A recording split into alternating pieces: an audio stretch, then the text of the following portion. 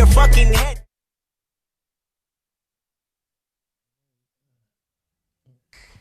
What's up? What's up? What's up with you, man? What's going on?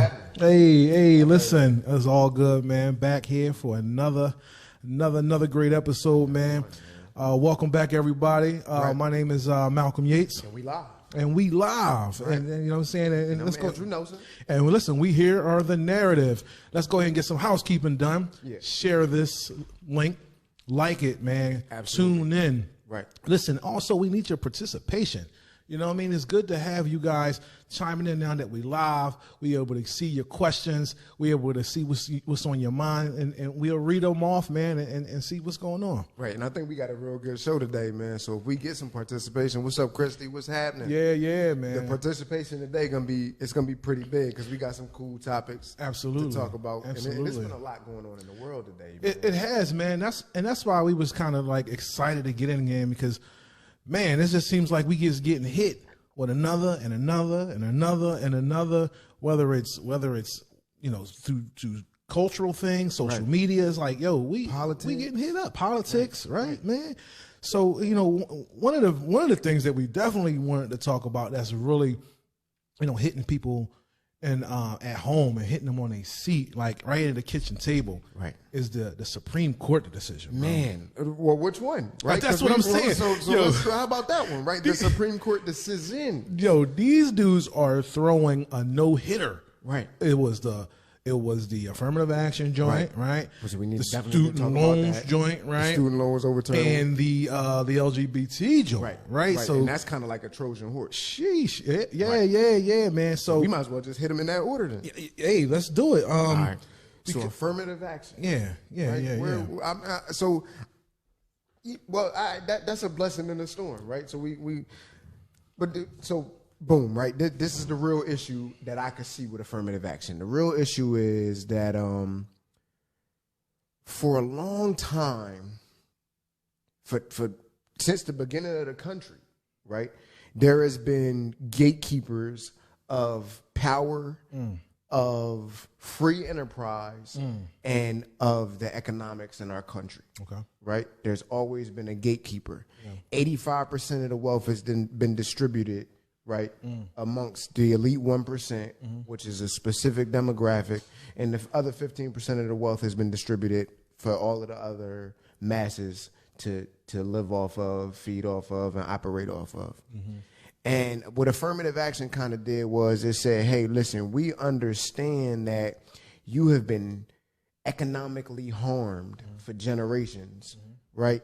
And we know that you'll never be able to catch up to be a substantial leg in the table of society if we don't set aside some spots to help catch you up because the discrimination is so pervasive. Yeah. Right? Yeah. So they set these laws in place with the understanding that it's like, all right, taking the approach of we not going to see race is going to ultimately harm you because race is embedded into these structural systems that we have in this country. Okay. Affirmative action was like the solution to that. Yeah. And now for it to go away, it's kind of like, it feels kind of like being in the rain without an umbrella. Yeah. But then I got another conflict that itches, right? And you hit it with some exact words. I want to hear you say them words. What? But what? Like, why? Why does it matter? Right. Like, why do we care about affirmative action? Like, cause like, and I'm not saying it like it wasn't necessary. Right. In the 60s, it was definitely necessary. Yeah. Because we had gatekeepers, we had folks that was there to stop those, not on their merits, but strictly on their race. Right. And when you say folks, it's very well documented that when these folks, it's the government. Yeah. Right. It's the FHA, right? When they were purposely ensuring that black people was going into the transient housing built during the war, while white people were going into more permanent houses, right? And this was before redlining, right? Okay. Yeah. And the FHA further said that if you were developing a project, a housing project, and when I say project, I don't mean projects like we see the projects. No, development. I mean a housing development. Yeah. If you're doing a housing development and if they knew that the developer had intentions on selling or renting to black people, the FHA had a explicit policy where they would no longer fund the insurance, right? And in turn, making it economically impossible for the developer to finish the project. They would not undergird it with the economic support of the government. So this is governmental policy. So that's why they needed to do a governmental policy like affirmative action or re-exit. Absolutely. So yeah, in the 60s, it mattered. It mattered. It absolutely mattered. Definitely to get into the schools, hard, certain schools where you needed that, you needed that edge. That edge, required, or you need that stamp in order to get out of the economic conditions that you're in, right? That's a fact. But I feel like now we are in a place we have the resources, we have the experience, and a lot of us have the background to empower ourselves, right? And those folks that were gatekeepers, we are now in positions to be those gatekeepers. So we're in some ways, because I need to acknowledge that we've made strides. Yes, but we've also taken some losses. Oh, we definitely take some L's, and we still have a lot to actually overcome. We're still the percentages is not there. Like but I feel like the strides of, let's just say, 60 years of admissions into Harvard, we have enough lawyers, doctors, and Harvard graduates to take that institutional knowledge, to take that stamp and recycle it. There we go. Because energy or knowledge, is neither created nor destroyed.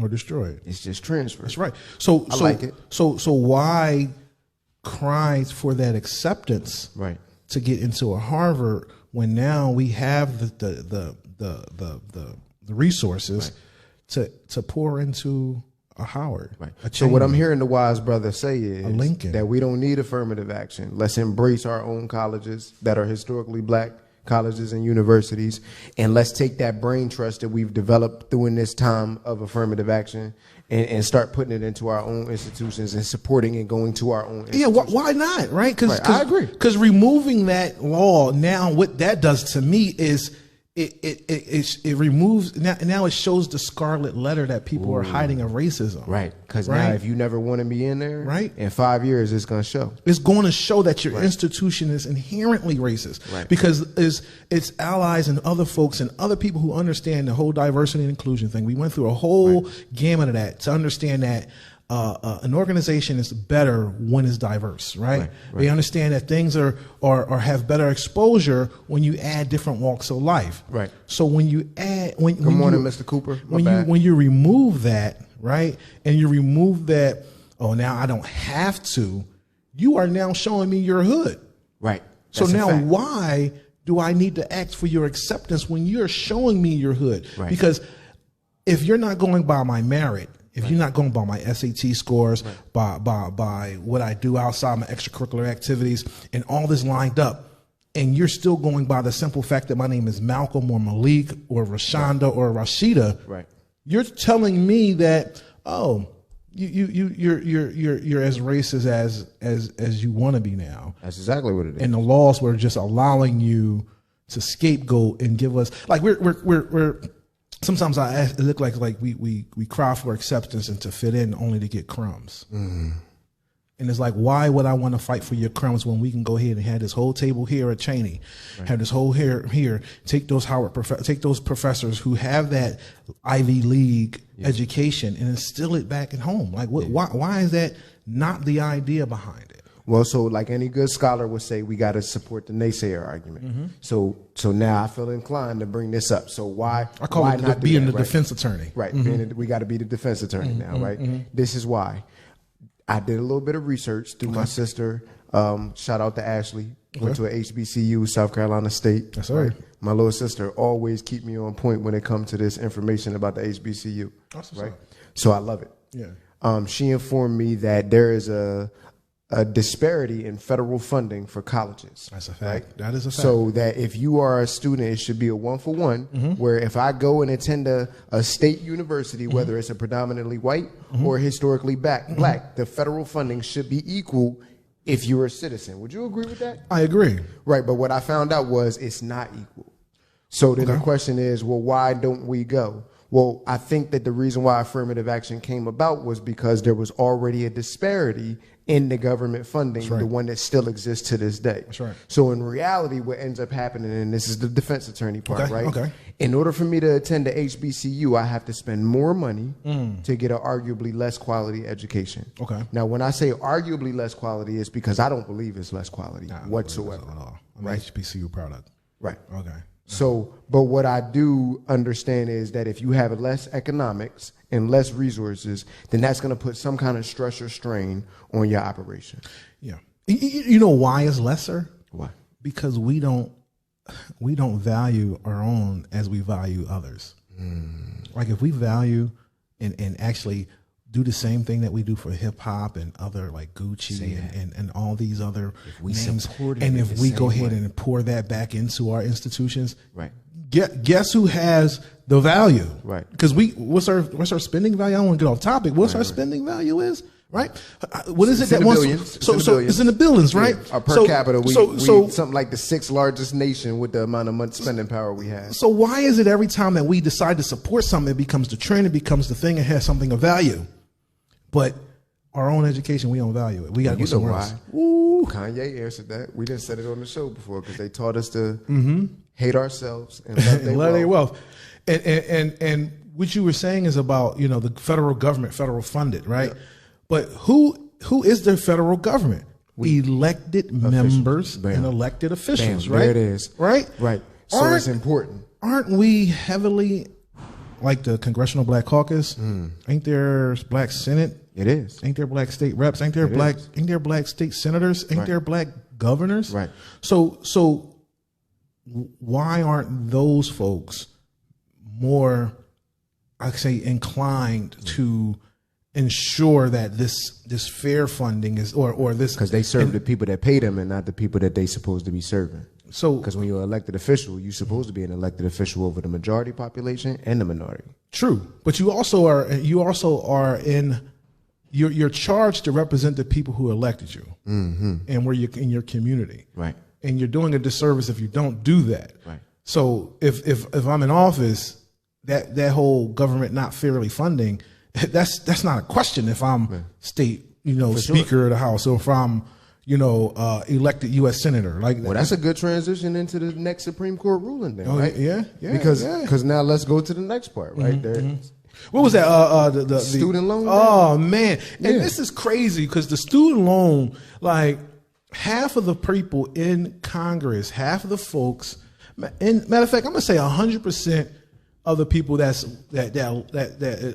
voted for that are either affected by student loans or have children who are currently going through student loans.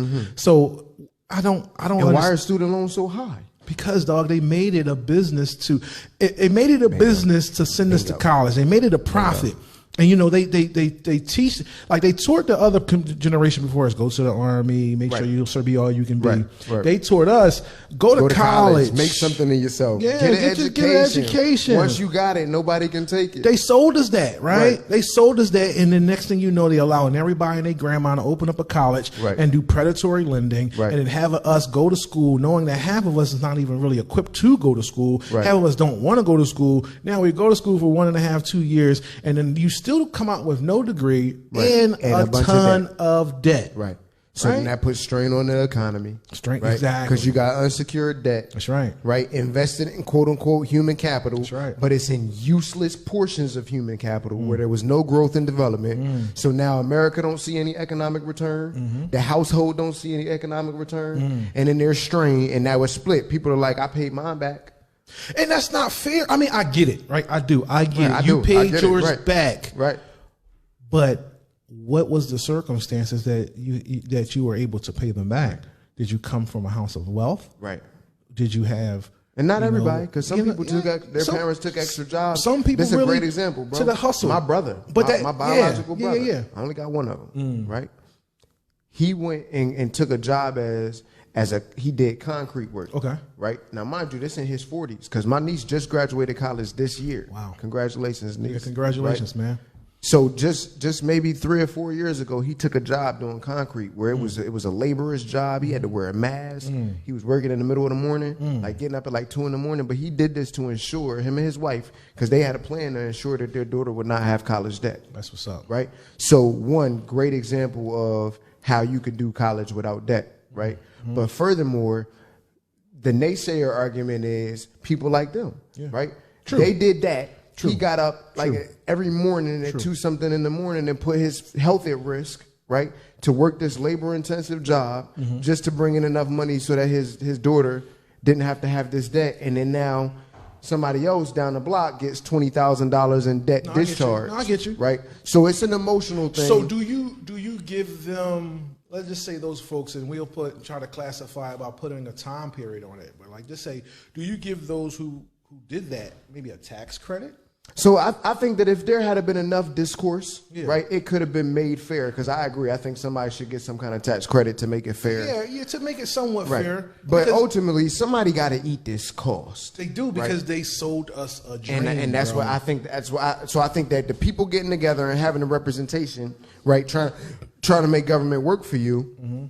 But then you have a Supreme Court that's stacked largely one side by manipulation and political control over the course of 4 years. Because never forget, Mitch McConnell refused, right, to give a Senate hearing to people until President Obama ran out his term, saying that because he was up for election, the American people deserved that choice. He refused to appoint people under one party, right? And then on the same exact scenario under his party, he did not have that same refusal. He broke his precedent that he set and appointed extra judges. So now we have this ultra-conservative court, which arguably ain't a bad thing. Good, bad, hard to tell, right?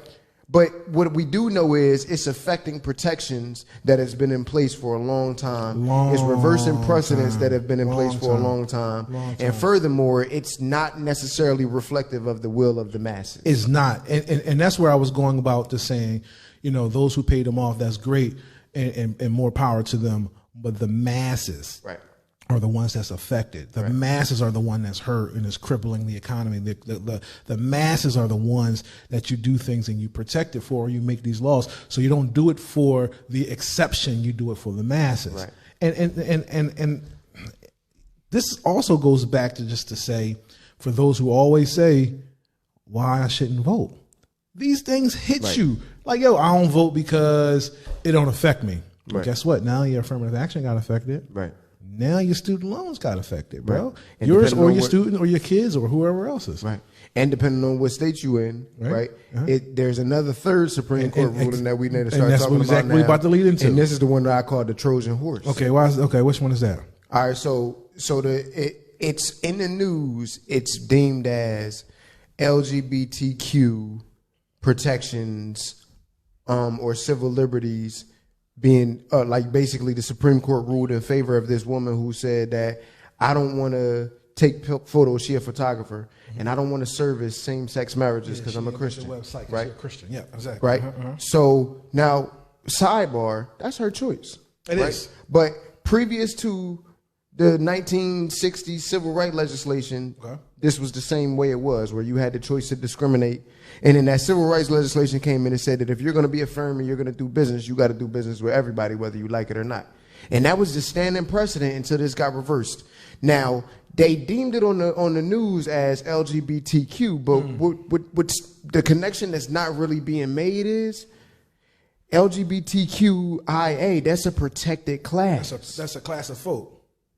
Right? So if the Supreme Court reverses or upholds a precedent or creates a precedent that says that I could discriminate against these folks, against a protected class, right? That means I can do what? Do the same thing against any protected class, right? Sheesh. So now, how long before we start seeing signs in the window from bigots where they say no LGBTQIA allowed and no black people allowed and no Hispanics allowed, right? Wow. Wow. And now they have a set precedent by the highest court in the land. Wow. Saying that this firm has the ability to discriminate against a protected class. That's spooky to me. But now bringing it back, so then the question is, well, why do we care? Because now it's like when the grass is cut, the snakes is shut. Yeah, and that's where I was going to say, like, I have like a double mind on this. Like, it's like, all right, damn, that's messed up. Like, you now give people the license to be racist. Yes. Again, then openly racist, right? But then it's like, now I know where to spend my bread at, right?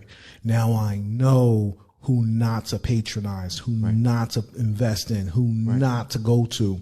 And now we know that we need to create our own. And I keep going back to that because it's now showing the scarlet R on all of these racist chests. And you know now who not to associate with. Absolutely. That's a fact. And now we need to pay attention more.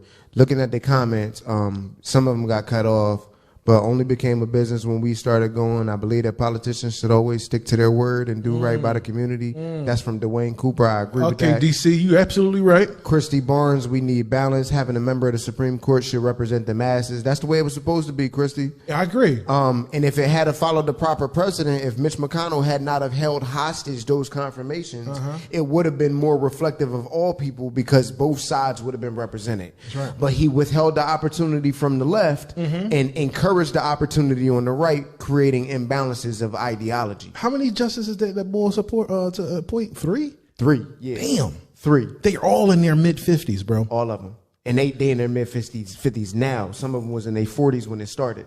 They've effectively shaped it. That's what I was just about to say. They've effectively shaped the Supreme Court for our lifetime. Who they say one Supreme Court justice lasted past 6 presidencies? That's 8 years apiece. Was that Gorsuch? No. It was someone who was already in right now. I don't know all that. Somebody in right now. That must be Roberts. He the Chief Justice. Roberts or Uncle Sam Clarence. Right, Clarence, you know, one of them two, right? Right. Uncle Tom. Uncle Tom. Yeah, I say Uncle Sam. But yeah. Or Uncle Sam, because that's his boy. Yeah, Sam. You know what I mean? But 6 presidencies, bro. 6 presidencies that say 4 years apiece. That's 24 years, right? Yeah. But if you do 8 years apiece, I don't know my math. Is that 48? Right. 48 years? Yeah, for sure. My Jesus. Right. You are shaping the nation to our kids, to your son. Now, he's going to have to go through those rules. Right. He's going to live in a very conservative. He's going to grow up in the 60s. Very unprotected. Right. That's correct. He's growing up in the 60s. Right. And so the life that our children live is really going to be shaped by us. Right. A digital 60s. So we got to pay attention to the wild. Right. A digital 60s. Shit. Right. So we got to start paying attention now, man, because if we don't start supporting the proper channels through our money and we don't start organizing and teaching this information within our communities, all building on all of the stuff that we done talked about, right? Because federal protections as it stand right now are going. We've been highlighting this and kind of like tiptoeing around it, right? But then how do we protect ourselves? And talking about protecting ourselves and the need to protect ourselves. That's right. Right? We got to be willing to do what it takes. Right? In all situations. So maybe that might mean in some situations we need to organize on our community level politics, right? We need to support our businesses within our local communities. Support your business. Because when you support national brands, them national brands accumulate large amounts of money and they playing with our government in front of our face. They go with our they invest into those politicians to make sure they do the decisions in the bidding of that company. Because they out here, they making commercials talking about we all inclusive and we showing love for everybody, and then they go and spending their money on the campaigns for the politicians that are going to be appointing Supreme Court justices. They playing a long game, right? Long ball. What I keep saying, we got to play long ball. We keep talking about this banana.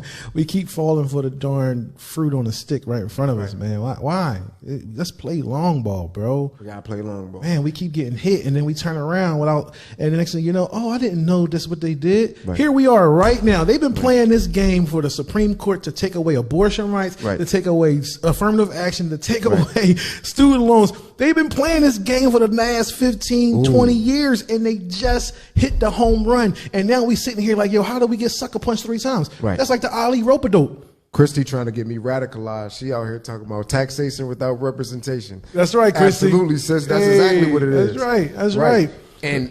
And our forefathers, they got frisky over tea. Right? They got busy over tea. This is tea. It's a tea tax, bro. Right, but now we talking about real life. We talk about student loans, bro. Student loans, actual economic value, not tea. And not something that could be sold. They not just taking some of our crop. They taking a lot of our monies, dog. Like I am a representation of that, right? Yeah. My student loans cost more than my house right now. Correct. Dog. Well, so hold on. Let me. I gotta remain quiet. Put that shit in perspective. No, I gotta remain quiet. I went to the military. Yeah, that's not bad. My student loans are minimal. No, I got like less than 10K. See, I gotta shut up. No. My student loans is more than my house.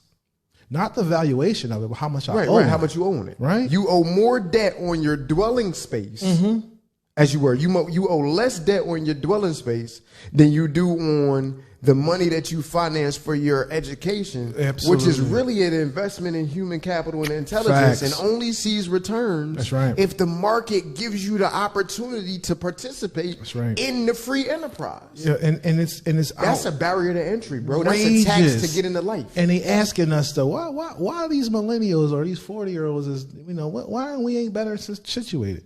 Cause dog, y'all pulled the carpet out from under us. Yeah, man, it's not life ain't like y'all supposed to say it was. It's just crazy, Brad. Man. But we beat that. So we listen, community, our strength is in our togetherness, right? So this is yet another reminder. The political landscape has shifted underneath us. The tectonic plates that we used to own that structure is earthquaking right now. That's right. Right? We back in the 60s effectively. Right? Because now you could discriminate against protected groups. That's right. Right? And the Supreme Court is not going to back you. Right? Who are you going to sue? It's the highest court in the land. That has become the law of the land now. Stare decisis. But guess what though? How do we protect ourselves? How do we protect ourselves State against rights, the 60s? State rights. State rights. So we need to press the state legislator, right? We need some kind of state level protections because all the Supreme Court said was the federal government don't got no skin in this game. That's a state And problem. what do they say politics is? Politics is local.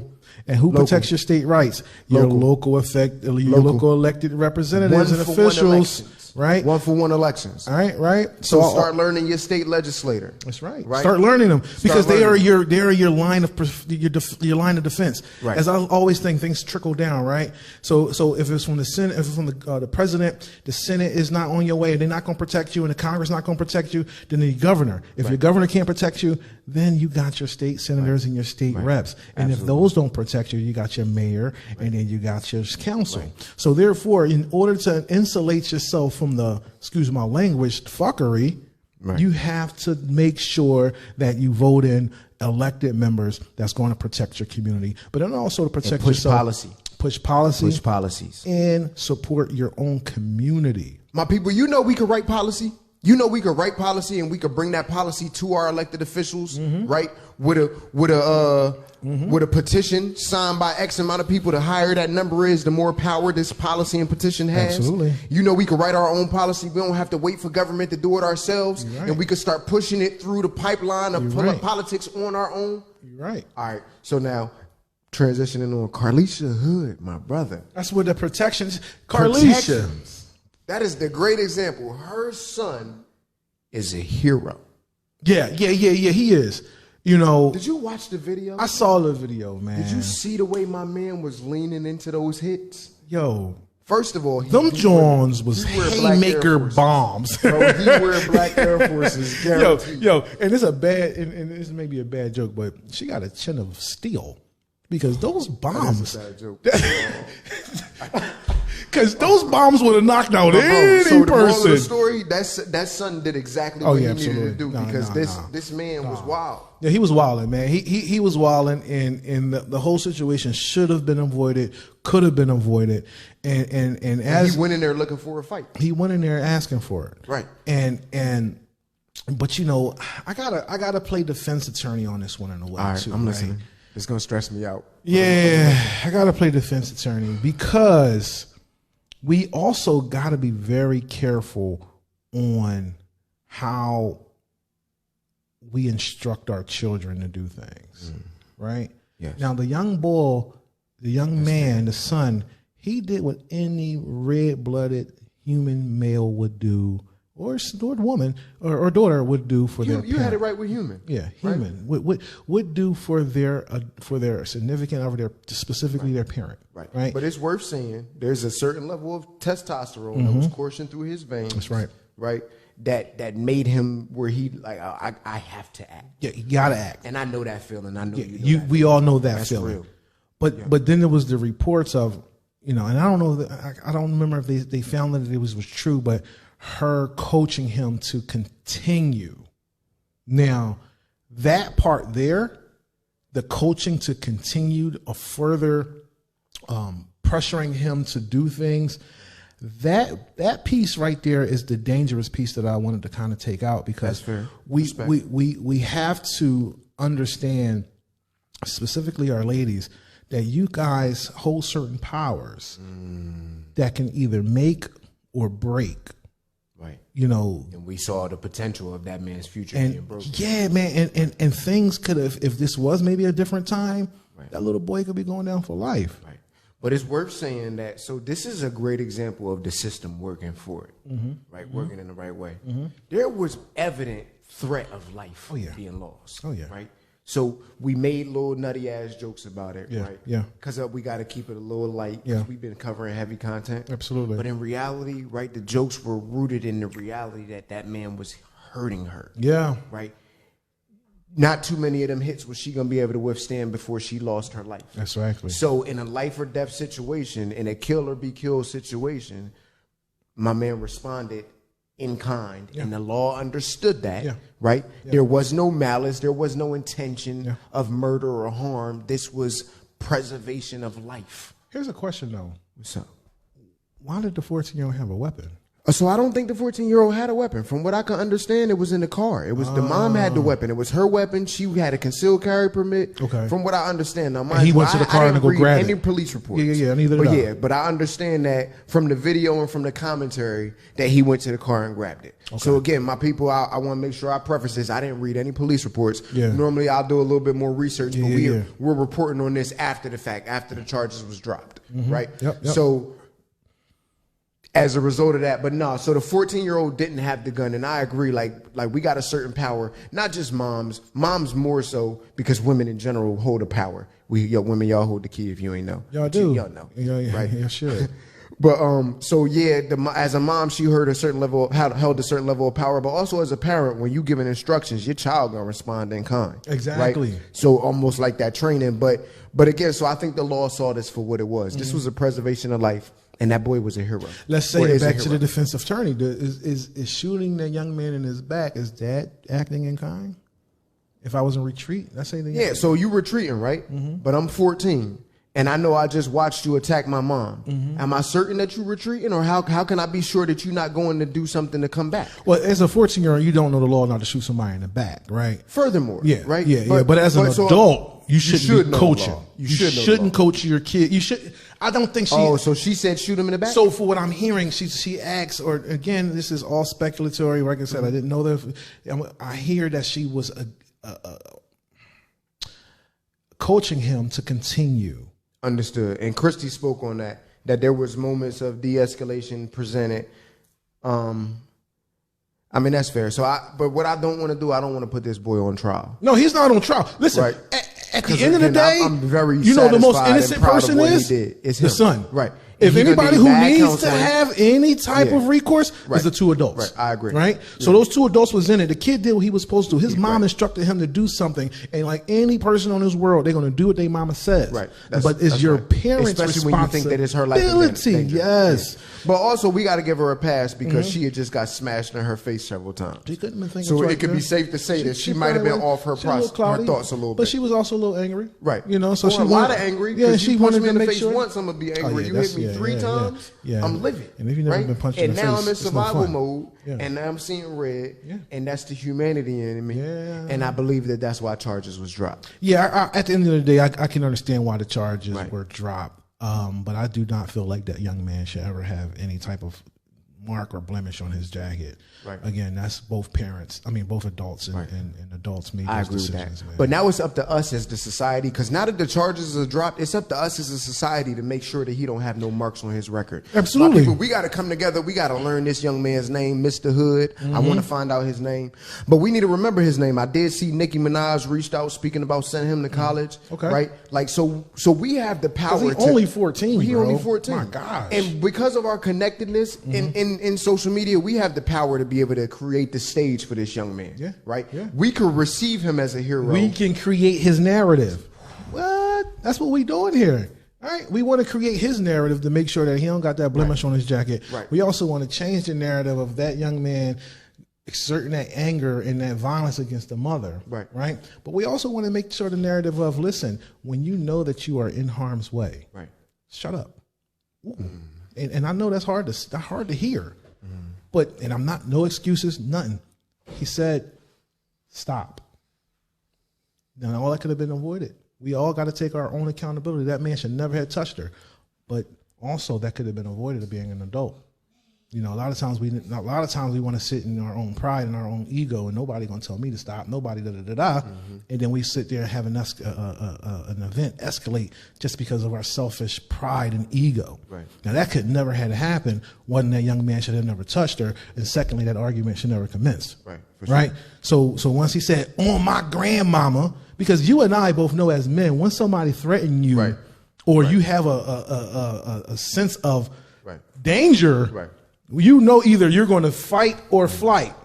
This is stressing me out. I know it is. I know it is. Say this because it sounds a lot like, why didn't you just comply? I can't fuck with that, bro. No. So what? Because this is stressing me out. It's not she shouldn't have complied, but it's like if you and I getting at it, right? And I don't want no smoke, right? And you saying in your mouth, if you don't shut up, bro, it's gonna go to another level, right? And I say, so what, nigga? I'll do whatever I want. I mean, I wanted it to go I already decided that I wanted to smoke, and I don't know, and I don't want to smoke.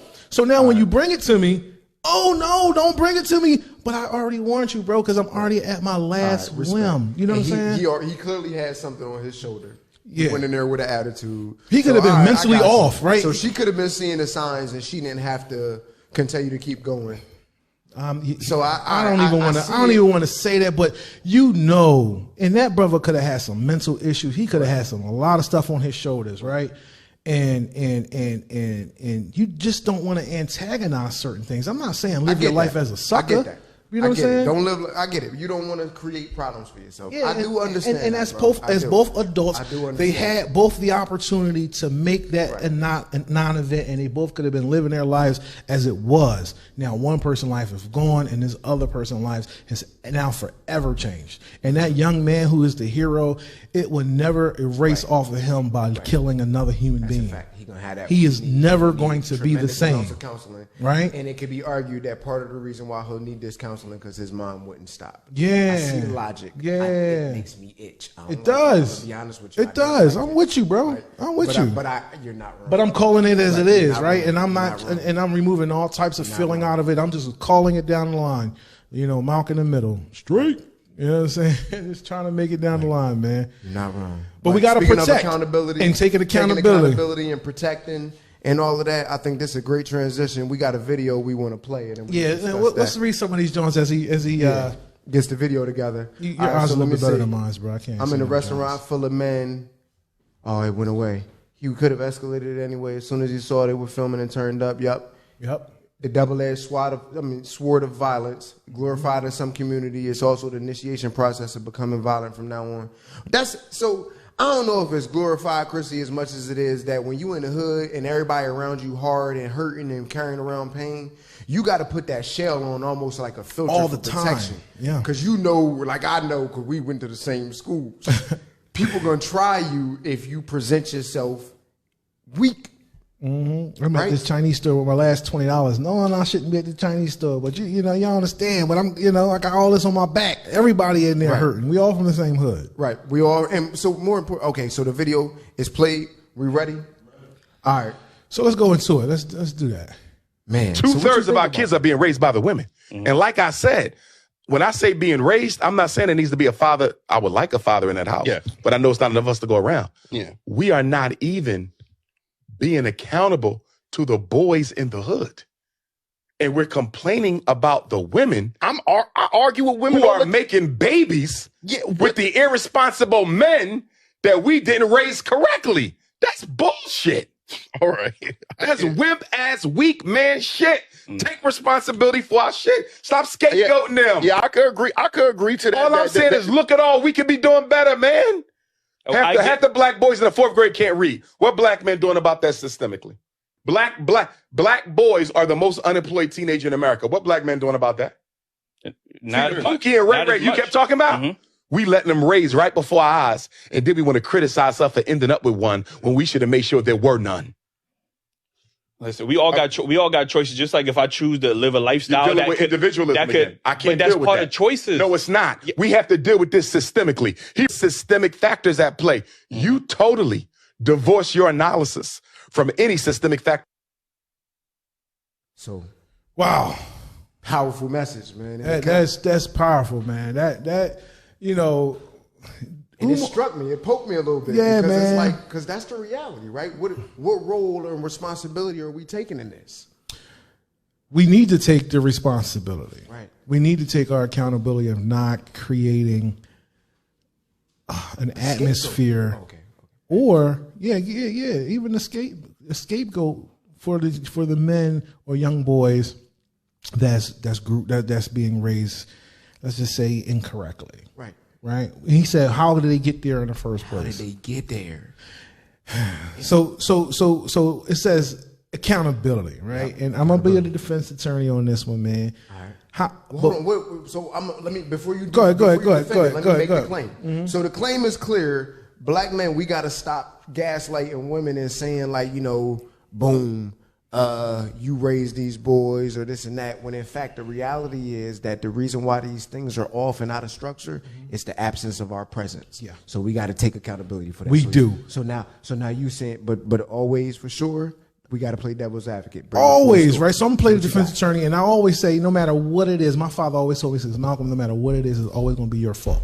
As the man, it's always your fault. It's always your responsibilities, right? For me, though, especially for the young brothers. Well, it's just because we are supposed to be the ones that are the clear decision makers. We are the ones that's supposed to be helping lead our community. We are the ones that's supposed to be just on the forefront. Right. So simply put, we bear the burden. So we got to bear all the burden. So it's always going to be your fault, no matter what. Even if you didn't do it, it's going to be your fault because you're responsible.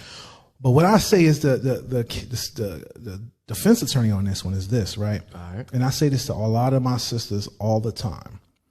Whenever you are raising a son alone, and a young man or a younger grown black man say to you, "Hey, don't let your son do that. Hey, he shouldn't be doing that. Stop calling him little Tata this far. Hey, don't do that. No, stop. Let me correct that." And you say, "Nah, you don't tell me how to raise my son." And I always say to our sisters, when a real man of quality is correcting your son's behavior, let him. Because we see things in him that you may not see. Right. So you do not want to raise the same young man that you despise as an adult. Right, and if you focusing on that, if that's what's in your mind when you're raising your kids, right, that's really that's your focus. So don't raise little boys to be men you now despise. Right. So when we get in there and say, hey sis, I don't think your son should be doing that, and you be like, "Nah, don't see," and that's where the accountability has to be also shared. Understood. Right. Respect. Right. Because we want to always. I'm for one always one that want to, impart my wisdom and make sure that I protect ours and do whatever we need to do to make sure that our kids are exposed right. But we have to be able to get that received as well. Yeah. You know what I'm saying? Respect. You know what I'm saying? So that was my defense on it, because a lot of times as men, sometimes we don't push back. Right. We sometimes, even if the mother's not around, we see that young boy out here acting up and wilding, We just we stay to ourselves, Right. And that's where Dr. Umar is at with it. We're saying like, yo, bro, we the ones that's the problem with that. Because we should have been making sure that there was no trash dudes around by making sure that we're policing ourselves. Absolutely. Being present. And I know I'm guilty of that. I've only in the last couple of years got to the point where now I understand the necessity of treating all of our children like the village. Because I definitely used to be like that, bro. I used to be like, man, look, that ain't my child. Word. And I ain't trying to make no waves. Word. But nah, that is my child. Word. And I am trying to make waves. Word. Right? Yeah. Because the reality is, if somebody don't, then we'll continue to have It'll generations continue that, right? And that even goes back to our last conversation. Like, if someone didn't correct that young man from ever stepping and approaching a young lady or a woman as a man, right, he would have never did that. He would have had more sense in his mind, right? And people was like, well, it was men around us to stop him. Right. They were older men, right? And I'm they not no excuses for them, but they were elderly men, and they know that these kids now. Know I'm not at the point in my life where I could be fighting. I can't even be any help. Right. I'm gonna be a victim just like you. That young man hit me as a rat, right?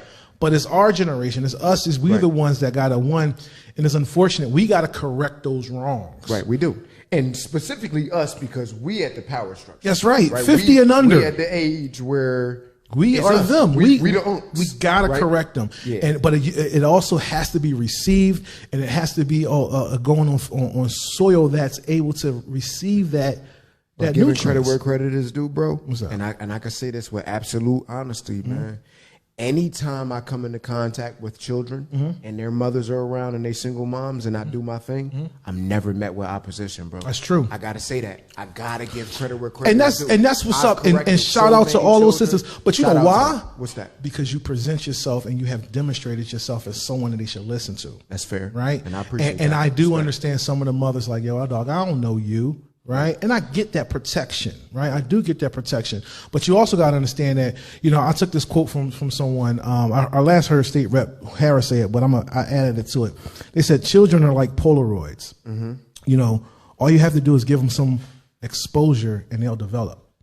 And if you you know what I'm saying? I like that. So I like the way that word. Because I just imagined it coming in right with the Polaroid because exactly. it's just a little bit of time and it come in the picture. And that exposure could be that man in your church or in your or at the at the Muslim joint, right? Or at the masjid. At the masjid, right. I'm sorry, right? It could be that man at work. It could be that man at the grocery store. Right. It could be Andrew and Malcolm on the narrative, right? But if we are giving that young man some exposure of what's necessary, right? Nah, young boy, don't treat your little sister like that. Stop talking to your mom like that. He says, nah, don't continue to protect him like that. That's not. He gonna need to man up a little bit. Right. That's the exposure we need for him to develop. And if you get in the way of that, then he's not going to develop. You blocking that exposure. Absolutely. You know what I'm saying? Right. So yes, it is our. I'm never going to go out and say it's not our fault. I've learned to say it is our responsibility, bro. It is. So I got this thing I wanted to share. Right, a little bit of an analysis because it's been sitting with me for a while, and I've really been analyzing it and reading these comments. So somebody said that Miss Mayfield said that we need to stop blurring the lines between men and women and all of that, right? And he kind of touched on it. Dr. Umar kind of touched on it a little bit, and I want to touch on it a little bit more, right? So right now we blaming women for the way that they are, like where it's like Dr. Umar said, where we blaming them for the way that they choose men, right? But we should have been responsible for making sure that there was no poor men around for our women to choose. But then furthermore, we like, oh, women want to be the boss and they want to be men and all of that, right? And these conversations come from, because it's coming from a place of this woman has been hurt and taught on so many different times that I have to be this way to survive, right? Because of, again, our lack of presence. And I'm not even here to point fingers at this point, right? Because I do understand that between the war on drugs started in Nixon, right?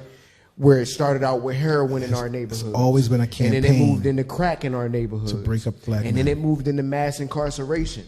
And then they threw them pills in our neighborhoods, but then we kind of was wise by then and was like, nah, we don't want no parts of them pills. But that's neither here nor there. But the moral of the story is we got 3 solid generations of men being structurally removed from the household in our neighborhood. Systemically campaigned and preyed upon. Right.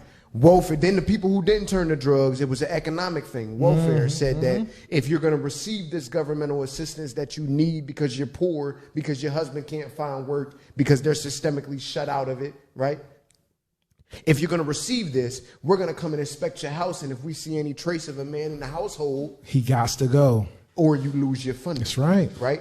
So there's structures to remove men from the household. So I'm not going to point fingers as to why we're not there. Yeah. Because I do fully understand that we're not present in so many ways because of the system that was put against us. But now, even though it's not our fault, it is our problem. And now that we're in a position where we can acknowledge this as a problem, we got people that's living traumatized, right?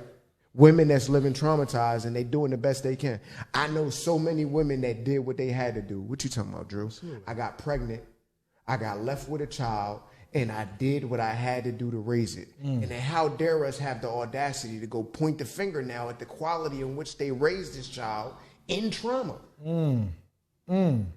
Right? When it was our absence that created the very trauma that made the effect of the children. Absolutely. We got to take accountability as men. We do. We fucked this up. We do. Right? We did. Absolutely. We did. We did. Yeah. And even though it might not have been you and me, right? Because that's the argument. I ain't do it. I've never owned slaves, right? And I've also I hate that never argument. pushed heroin into the neighborhood. Facts. Right? I've also never pushed crack into the neighborhoods, right? But what I did do is I did exist today in the black community as a man, and now I have to take responsibility for my forefathers, right? I have to. Because if I don't atone for it and take responsibility, I can never make it right, my brother. You're right. I can never make it right. No, you're absolutely right. So we got to take accountability for that. And then now transitioning in, and I'm going to kind of let it go, right? Or on my end, and let you go to talk. So I feel like this is all, it's all been ordained by the Most High. Okay. Right? Okay. Relationships are hard. Marriage is hard. Extremely. Right? And I think we believe that marriage and this balance of relationship, I think we go into it thinking that it's for us. Right? Okay, who is it for? It's not for us. We look at it like where it's like, oh, I want to be in a relationship because I want to be fulfilled or I want to be happy. Nah. Right? You need to become fulfilled and happy on your own. But that relationship that you in, that's a representation of what it's supposed to look like as a strengthened family unit, right? The power of the collaboration, right? The power of the balance on how we could really bring it forth. Like, this is our balance of nature. And I say this because, so the long and the short of it, because marriage is hard, it take us to say like, all right, I'm going to remove my own individualism from this. And I'm going to focus on the Most High and what is intended by marriage. It's supposed to be to make me a better person. That's right. Right? It's a refining process, just like everything else in life. Because love and fulfillment is just a plus. That's a plus. Yeah, you lucky. But it's a commitment to stay with this person. And now I got to have this person that's supposed to get to know me, that's supposed to become my mirror. Yeah. And now because we're in this close proximity and it's not easy to become one, right? In order for us to really become one, we got to remove our individualism. Facts. And we got to connect to the Most High. Facts. And as long as we focused on our individualism, which sounds like, well, you not making me happy, or I want to do this and I want to do that. You cooking. Right? You cooking good. As long as we focusing on that individualism, we're going to keep doing it wrong, bro. Marriage and relationships is not about our fulfillment. It's about carrying through what we're supposed to do in this world with this balance. That's right.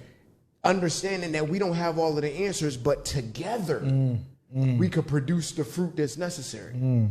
Right? It's the balance of the universe. Yeah, you're right. Yeah, you're right. And the universe shows us all around us that it wants to stay in balance. That's why you hear storms, right? Storms is a period of the universe trying to find balance, going from a position of high pressure to low pressure. And when it's going fast, that's wind, right? That period of the energy going from high pressure to low pressure, that's wind, right? And when you got something like hot water throwing off those pressures, you get cyclones, right? Which that's a twister. Or you get rainstorms, which that's a hurricane, right? But it's all trying to achieve equilibrium, balance. And relationships are about balance, achieving that balance. It is. And right now, we so far out of balance as a people, right? Because we all worried about our individualism, right? We worried about our individualism. We worried about ourselves, and we're not seeing the big What picture. about meism, right? Christy gave you the exclamation. He cooking, right? He cooking. I can't see those joints though, so we can read some of They them going joints. so fast now. Yeah, man. So I want to acknowledge y'all. Marriage has always been it is the way to advance the next generation. Mm-hmm. It's a promise to maintain balance so we can continue to grow. Mm-hmm. It is the reflection of nature. Word. Right? Word. Or to make it a little bit more where I'm at with it, it's a reflection of God. So going back to it, Lean Mayfield said, Andrew, it is more deeper. The woman had to protect our men at all times from death or jail to maneuver these systems designed for to extinct us as a people. Absolutely. And that's why now you got women that are hardened. Because how is it that I've been driving the bus for the last 3 generations and now my DNA is supposed to just forget that? Wow. Right? Fair So enough. you know what the solution is? Men, be men. Men be men. Right? This is our job. Create the environment so that your woman can feel safe again. Facts. You right. Create the goddamn environment. Create the environment. But it also has to have the soil able and ready to be fertilized. Right, but that because soil I happen can't over create time. an environment. It take 1,000 years Oh to yeah. grow soil, bro. Oh yeah. And it goes back to, and I'm getting a little trouble for this, but our women gotta stop adopting this feminism thing that's from the other side. Right. Our problems ain't their problems ain't our problems. Saying, bro, that's where I'm going at with it. We no longer say what they got to stop doing. It's our responsibility. Yeah, we don't. If we create listen, hear me out. If we create the environment, right, everything within that environment is going to conform to the balance of the environment, right? Women don't need to stop adopting feminism. Men need to be men so that women don't need to adopt feminism. DC says, the system is broken. Me growing up without a father always told myself I'll do better for my children and embrace my children with knowledge so they can grow better and be stronger so I can break this vicious cycle. Facts, DC. Dwayne, that's what you're supposed to do. Lean says marriage has always been an advance to the next generation. You are absolutely right. That goes back to what you're saying, is to move forward. You know what I mean? So, yeah, man, this issues go on, and our men are silent. Why? Yeah, you know, Right. it's right. A lot of us aren't silent. Some of them silent, but listen. So going back to the oldest wisdom that I have accessible to me is going to be Bible stuff, right? Jesus said, let he who has an ear hear, right? After pondering on that for a while, God gave it to me in my spirit that means that Jesus knew even back then, not everybody gonna listen. No. It ain't for everybody. Ain't what that what Ho said? It ain't for everybody, right? So in this same manner, who are quiet? The people who are supposed to be quiet, but the right people are talking. That's right. Right? And more importantly, out of the right people talking, the right people are listening. Yeah. Those with ears are hearing. But we need to just continue to speak it. But the right one's going to speak it. The right one's going to speak it. The right, yeah, you're right, man. And I think that having this dialogue right now is powerful, right? It very, because somebody going to see it and somebody going to understand. This is our responsibility. it is, Right? it is. It is our gotta own this. responsibility. We got to stop pointing. We got to start going back and manning up, right? And I said this a couple episodes again. MAN, mandatory action when it's absolutely necessary. Absolutely. Right now, it's absolutely necessary for us to do this action. And we got to make sure that we can provide a protective atmosphere and a conducive atmosphere for our kids to grow, for our kids to develop, and also for that we can build this relationship and this partnership. Because it's really a partnership, man. You know, it's a partnership when you start talking about marriage, when you start a partnership, when you start talking about relationships, and you bring in two resources and two separate together, creating, if you do have kids, creating a new life. But if not, putting these both wealth together, wisdom together, education together, right? And creating a pillar into the community that we are in. Right. And if we don't do that, we don't have a community. Right. You said it on the nose. There's been an active campaign against us, and there's been an active campaign against us specifically because they know what they're doing, bro. Right? You said, one thing you forgot is now one of the campaigns is to empower our women so that our men are useless. Yes. Right? Yes, that's the goal. So now they're empowering, and you're the boss, you're the CEO, you're the director, Right. And here we are unemployed or don't have that same, we can't make X amount of dollars. So now they look at us as useless. Right. So that's another campaign against us, right? And then Umar and Dr. But it ain't even working because I be seeing soft girl era posts everywhere. Yeah?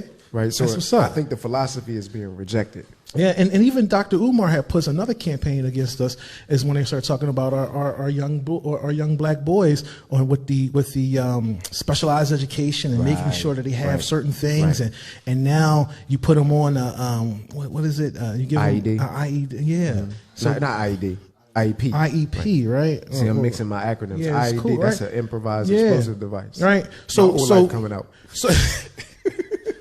So now, what happens with our kids who has those learning disabilities that we cultivate? Now they start to grow up to be men. Now, will there be women that want to go ahead and mess with these men who have special needs? If it's done right, if the IEP is done right, everyone has an IEP. That's right. Kids aren't having it. Absolutely, absolutely. That's why people have dogs down in college. That's right. Because they have IEPs. They need that nurture. They can give that nurture out. But different IEPs relate to different people. Right? Yeah. So I don't think an IEP subjugates any of our children to any less of an educational. Yeah. I know kids with IEP that's on the honor roll. That's right. Kids are That's right. That's right. That's right. But it's just an educational plan, right? But I think when the IEP is put in place in charter schools, I think it's about funding, right? Oh, it's all about the extra dollars that they get for their schools. And Ms. Mayfield said that, but I want to say, so she said speaking is important, but doing is golden. I had to say that. Doing is golden? Fact. Doing is golden. It is. Because faith without works is dead. It's dead, right? man. Don't nobody want to have no just conversation. Right. Faith without faith. Yeah. Right. That's right. Oh, yeah, man. I don't have time to be talking about what I need. For real. Just go do it. Let's go do it. Right. That's right. For sure. But we need teachers, right? We need that. That's so important, right? Because somebody got to get that bridge, right? Or that ladder, right? Especially when we got federal programs burning down the ladders that was put in place for people to be able to climb up. Pulling up the ladder. Or pulling it up, Right? We get in space like Clarence Thomas got in space. He got his Harvard law degree and he pulled that ladder up. Yeah. Good luck to you guys. I got mine. You get yours. Affirmative action. Facts. Right? The epitome. Why you on that high court? Dog. Right? Dog. Like, oh man, it's frustrating, bro. But it's okay because we could support our own businesses. I done talked about that remigration to the South to where we can get more. You said it, man, Senate. and it's becoming more and more like tangible now, man. Yes. Like, yo, and necessary, right? Not just tangible, necessary. Because yes, it is. It's always been tangible. That's right. Right? We just convinced ourselves that it wasn't. That's right. Because we ain't worked together as no plan. Again, so it's always been tangible, but now we seeing how necessary it is. Right. It is and we got to get rid of their ice is colder. How are their ice colder, bro? All ice freeze at 32 degrees. All of it. Right? Or 0 degrees Celsius. Depending on what scale you dig what I'm saying? Yeah. So just because it's my ice, right. Malik's, Farouk's ice right. is not as good as what's the Arctic Blaze ice? That's lying to yourself because Malik Farouk's ice is better because it was grown in your community, frozen in your community, right? Sold in your community, paying taxes to your community that's going to support your playground, right? Your potholes in your road, right? For real. But what we got to do is though also Malik's ice though. I gotta say this though. Hey, Malik Ice, right? And this is to all of our this is all our black and businesses, man. Look, if I can get this fitted hat from a regular store for say $32, right? And the hat itself costs $20 to make. All right, your hat should not cost more than $40. You know why it does though? I got to put this out there because I got a devil's advocate, give the defense attorney. What's up? Right? They don't get to participate in economies of scale. Right? True. Chances are Malik had to buy that hat in some way, shape, or form of retail. And that one hat. Wholesale prices. Yeah. And in order for him to account for all of his costs that he had for time and operations, that hat got to be $40 because it cost him more. Because that one hat could be the make and break, right? Right. But damn, okay. All right. So how about this narrative too? All right, for our own businesses, can we improve our customer service? Yes, we can. And look, oh my goodness, bro, I'll say this. Why do we have some of the absolute worst customer service? Because nobody taught us. That's because where is the crazy. Educational programs for it? And this is, I said this before, maybe not on the show, this one, but some other show. You're right. This is an opportunity. Why don't we have customer service teaching programs? Yo, I believe in my soul that if ever there was a demographic that had the most experience in customer service, is black people. Dog. Right? So all we got to do is because take that's that the first collective jobs we knowledge. get. Where is it at? Like somebody start a customer service teaching Consulting agency, firm. a consulting Boom, firm. I'm doing it. And That's consult it. with these small That's another piece of businesses. it. That's right. Are we going to do some customer service? Because we need it. I don't understand. It's an opportunity there. But how don't we know if the very first job we get is in customer service, right? A McDonald's, a retail store. Because we wrapped up in our emotions. Like, how is it that we get these as our first jobs, but now it's time for us to produce? We lose what the hell it means to do customer service. Right. Like, yo, dog, I didn't ask you to come to work. You signed up for this, right? So now act accordingly. Right. And if you're going to run a business, the very first thing you should invest in is customer service, bro. Like, because that's the make or break. And I'm at a point in my life, bro, I can't even lie. I will pay for service more than product. Right. If your service is great and I got a good experience, I'm going to pay for that service more than the product. I'll second and that. if I come to you, Roscoe Chicken and Waffles on a Sunday and you out of chicken, my nigga, sorry. Why? You already know that Sundays are busy. You know your inventory. But we gotta assume that was a breakdown in the supply chain, my brother. Oh man, go to Danny Watts and go get some chicken. You know it's coming. Make it happen. Make it happen. Send somebody out there. Go to Yanks. Yo, that's so again, we treat entrepreneurship and we big it up. But if you're going to be an entrepreneur, you're going to own your own business, invest in it. And those things are the key things to keep your business successful. Don't get mad if no one's supporting your business if you don't have the service. Don't get mad if you don't have somebody supporting your business if you don't have the product. Don't get mad if you're not investing into the business as you should. Right. Because then why would I invest if I see you ain't investing it? If I come into your store and it's looking like X, Y, and Z, you don't care about it, so why should I? Right. You asking me for my dollars. Right. For what? I ain't gotta go fight to go get somebody to help me with this shirt. Right. You know what I'm saying? At Macy's. I feel you. Sorry, man. I ain't mean to go on a tangent, man, but I think Nah, it needed to be said. Right. It needed to be said. Our narrative of black business has got to get better because we sit here recirculate, and it kind of falls to the show because we're talking about investing back into our community and building our own, right? And saying that Malik's Ice is no different from Wisdom Jiggy's Ice, but we got to make sure that we are able to keep our customers happy and sustain that clientele. But check this out. In the event that we're not happy, right? We got to stop going to social media with it. Facts, right?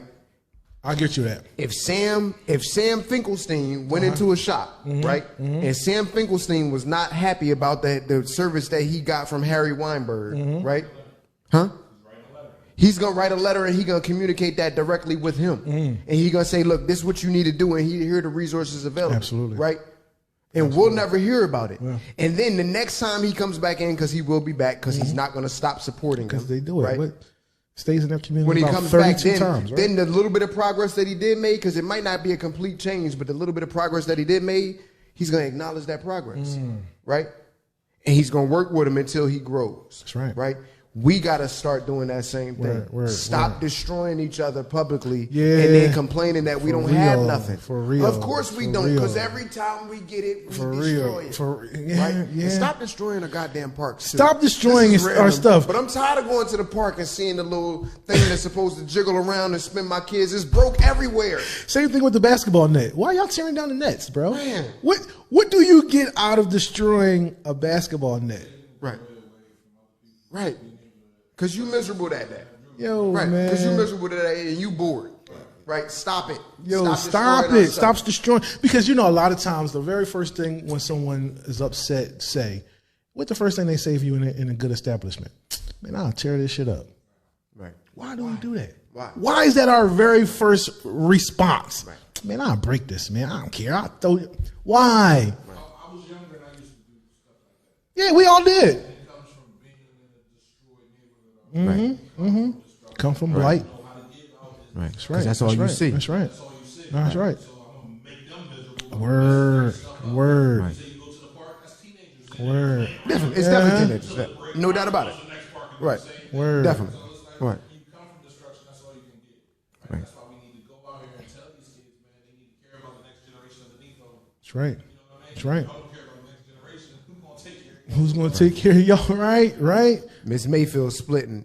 I want to come 2 more things and then we do it, man. She got it. So one thing she talked about was how we shut out or the economics of black hair.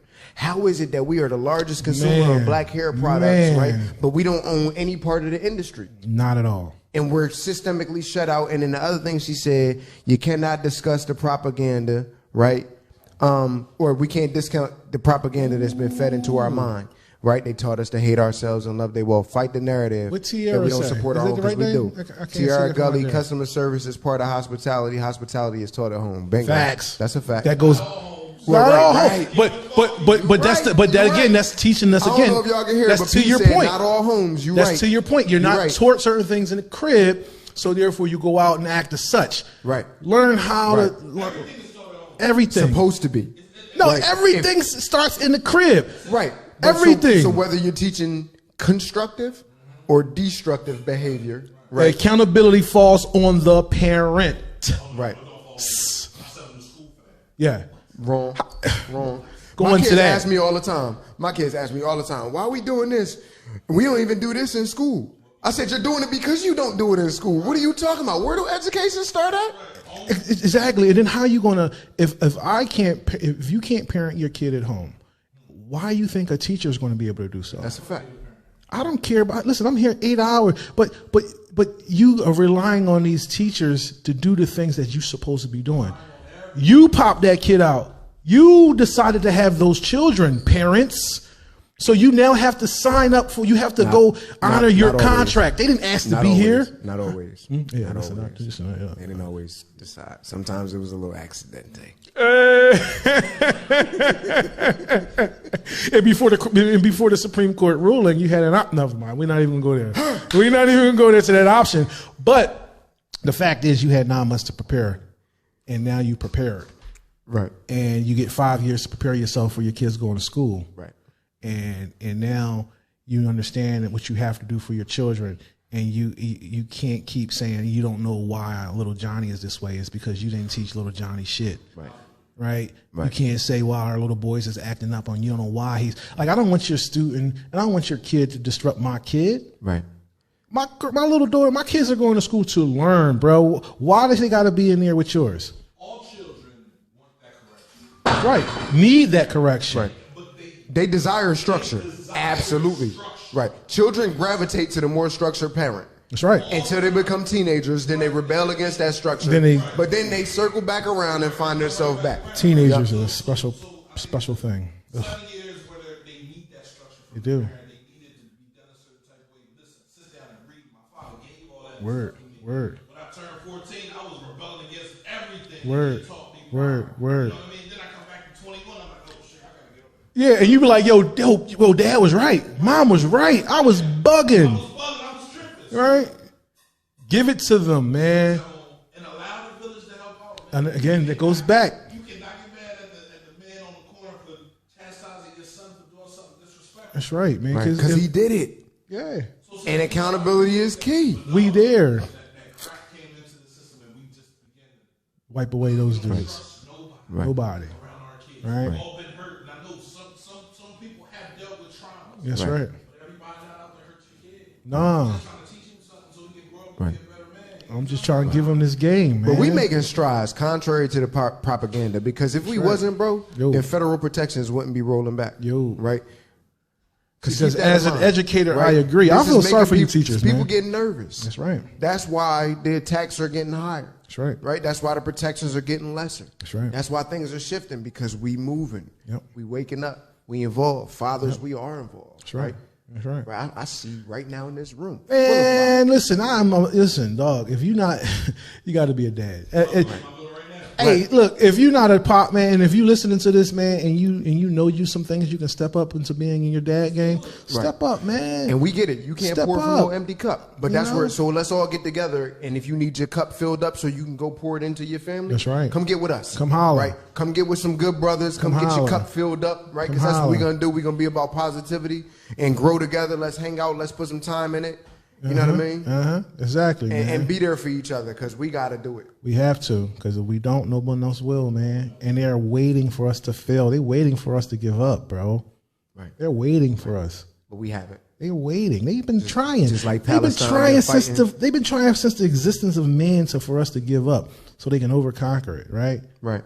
And we got to keep pushing because it's not going to happen. Not on my watch. I know not on y'all watch neither. Right. Man, so I guess we're going to read the last couple more comments and we're going to wrap this up, man, all right? I can't see them Jones, Drew. So they were saying that Kirsty said as an educator she agreed. I think that came up during the time when we was talking about education starting at home, and we was talking about the need for where kids gravitate to accountability and stuff like that. You have to be a dad. Lene Mayfield, listen, 1.5 generations out of the crack dissemination of our communities. Some of our families still suffering from the ramifications of it. Absolutely. 100%. Crack babies are now having babies. Right. Crack babies And have raising babies. Right. And those children Right. coming out like addicted. That's right. Right. Chaos. That's right. That's right. That's right. Because it's in their DNA. Because right. it's in their 'Cause DNA you now, right? yeah, that struggle is remembered been in our in their DNA. It's in there. It's in right? there. And then it says, so no, not all families are the same, but all children can be taught. Yes, yes, yes, yes, yes. And they all yearn and gravitate towards being educated 100%. Well, it's because that's in us. That's it. Right? It's in us. Right? You're right. You're right, man. Listen, we appreciate these comments, man. Those of y'all who've been rocking with us the entire show, please share this on your page. Please like it. Please share. Listen. Thank Lean, you so much for your comments. Leslie, Christy, DC. Yeah. Keep posting, man. We love your support, man. We can't do it without y'all, man. Tell somebody, man. Go to cmpradio.net, like the page, share it. Become subscribers. We can't do this without y'all, man. And we want to continue to give y'all some great content. We want to continue to give y'all some good dialogue so that we can continue to be in creating the narrative. Again, my name is Malcolm Yates. And my name is Andrew Nelson. And we're the narrative. This is my heritage, all I'm inheriting. Money and power.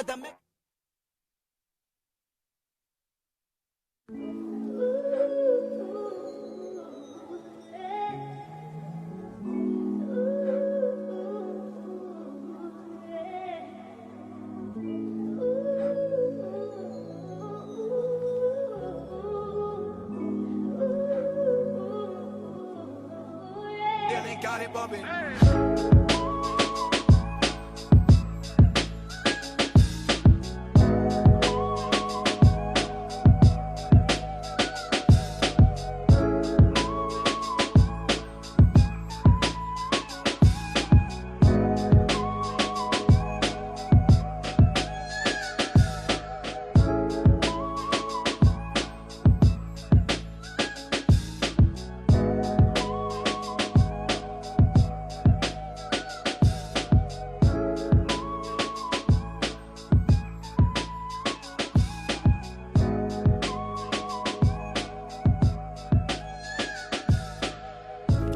What's up, everybody, man? It's your boy, Uncle P. If you would like to be a sponsor of cmpradio.net, man, hit us up at info, that's INFO, at cmpradio.net. It's the station. Cultivating mature positivity. cmpradio.net.